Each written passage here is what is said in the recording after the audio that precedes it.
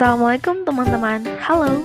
Kenalin, kami dari kelompok 5 dengan mata kuliah Psikologi Komunikasi kelas 3B akan membahas materi komunikasi kelompok.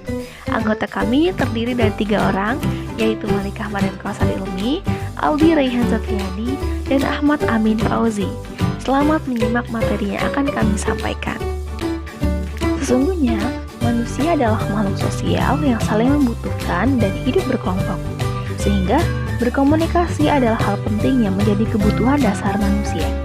Ada banyak jenis-jenis komunikasi, salah satunya akan kita bahas di dalam video ini, yaitu komunikasi kelompok. Apa sih komunikasi kelompok itu? Komunikasi kelompok adalah interaksi tatap muka antara dua individu atau lebih untuk mencapai tujuan bersama. Kenapa harus ada tujuan bersama? Karena pada umumnya, manusia cenderung mencari hal yang sama antara satu dengan yang lainnya. Kalau kita sudah punya tujuan yang sama dan koeficitas yang sama, pada akhirnya kita berkumpul dan membuat sebuah kelompok. Contohnya, ketika teman-teman mau berlibur ke suatu tempat, misalnya mau mendaki ke Gunung Bromo di Jawa Timur, yang pastinya tidak mungkin teman-teman berangkat seorang diri untuk ke gunung tersebut. Kalian akan membentuk sebuah kelompok atau grup kecil yang anggotanya terdiri dari orang-orang yang memiliki tujuan yang sama, ingin pergi ke Gunung Bromo juga. Dan teman-teman tersebut akan bergabung pada kalian pada komunitas pendakian gunung tersebut untuk mencapai tujuan yang sama. Inilah yang dimaksud dengan komunikasi kelompok untuk mencapai tujuan bersama. Dalam komunikasi kelompok itu ada beberapa fungsi, yakni hubungan sosial, pendidikan, persuasif, problem solving, decision making. Kembali pada contoh yang tadi, yaitu ketika kita akan pergi ke Gunung Bromo.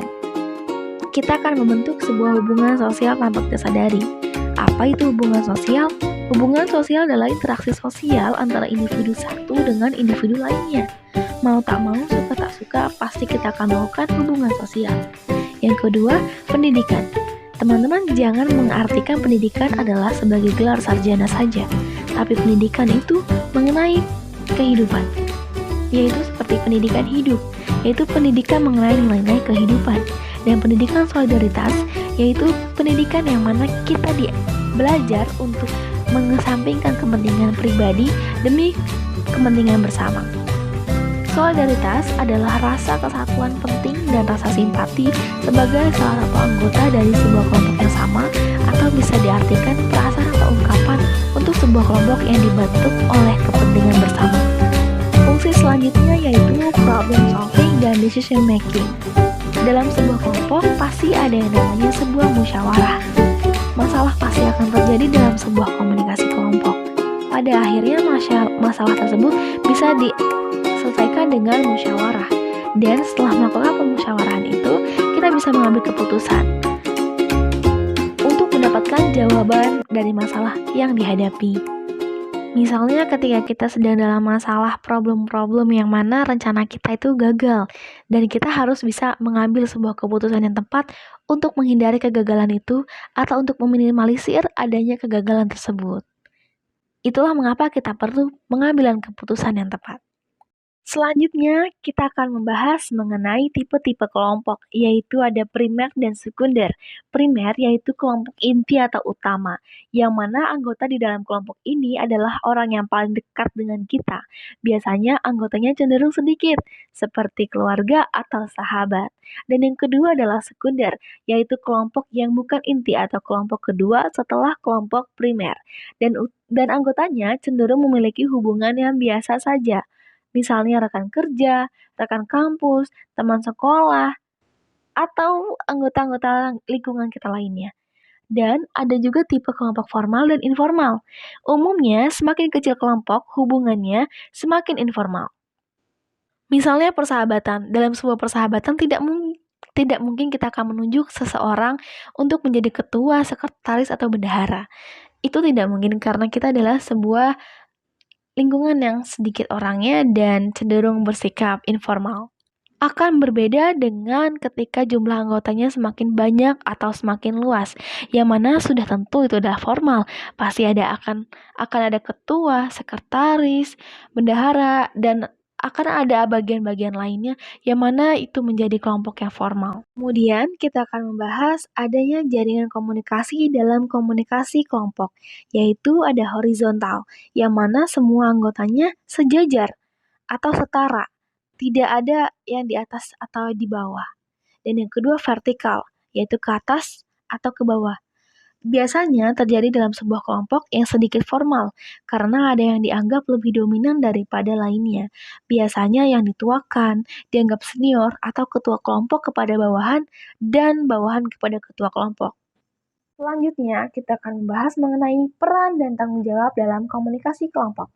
Hal ini berkaitan dengan besar kecilnya kelompok itu sendiri.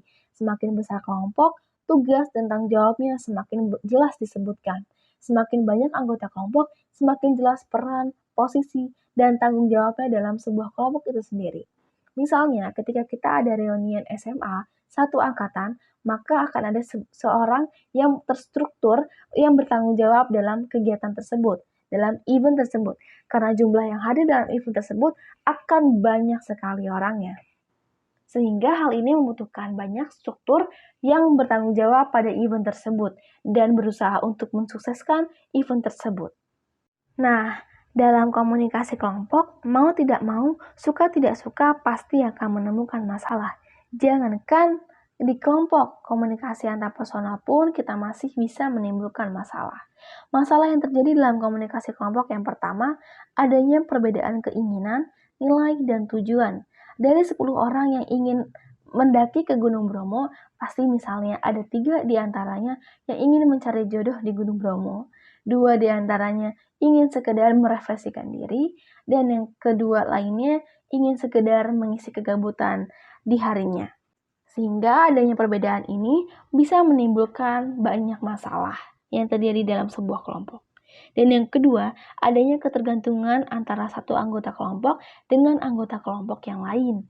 Dari hal ini, ketika kita sedang sibuk dengan diri kita sendiri, dengan keinginan kita, nah kita menimpakan banyak beban kepada teman kita dan antara satu sama lainnya. Kemudian teman kita juga menimpakan kepada yang lainnya. Sehingga dari sinilah hanya adanya ketergantungan antara satu sama lainnya yang kemudian tidak bisa menemukan sebuah solusi dan malah menimbulkan masalah.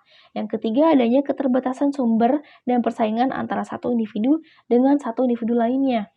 Apabila kita sudah berbicara mengenai persaingan, itu sudah bukan kelompok lagi, tapi itu adalah individu, yang mana mereka terlalu egois hanya untuk mementingkan keinginannya masing-masing. Dan ini akan menimbulkan banyak masalah dalam sebuah kelompok itu sendiri. Setelah kita mengetahui masalah yang terjadi dalam komunikasi kelompok, maka kita memerlukan proses penyelesaian masalah tersebut. Yang pertama adalah kenali masalah. Kita cari tahu terlebih dahulu apa yang menyebabkan masalah ini bisa muncul dalam sebuah kelompok. Seperti di mana, kapan, dan mengapa, dan bagaimana bisa muncul masalah tersebut. Yang kedua, menumbuhkan gagasan. Menumbuhkan gagasan ini adalah maksud dari solusi, yang mana akan ada gagasan-gagasan baru dari para anggota kelompok yang akan menjadikan gagasan tersebut sebagai solusi untuk permasalahan tersebut. Yang ketiga, pemilihan gagasan. Dari semua gagasan yang telah disampaikan oleh anggota kelompok, kita tidak mungkin menggunakan semua gagasan itu. Tapi kita akan memilih gagasan mana yang sekiranya akan benar-benar menjadi solusi dan benar-benar dibutuhkan untuk menyelesaikan masalah yang sedang kita hadapi. Yang keempat, pengambilan keputusan. Setelah gagasan dipilih mana yang menjadi solusi, maka diperlukan pemilihan keputusan yang mana gagasan tersebut akan digunakan oleh seluruh anggota kelompok untuk menyelesaikan masalah tersebut dan disetujui, sehingga masalah yang terjadi akan terselesaikan dengan baik. Oke teman-teman, itu saja yang dapat kami sampaikan mengenai materi komunikasi kelompok. Kurang lebihnya mohon dimaafkan. Billahi taufiq wal hidayah, fastabiqul khairat. Wassalamualaikum warahmatullahi wabarakatuh. Kami pamit undur diri.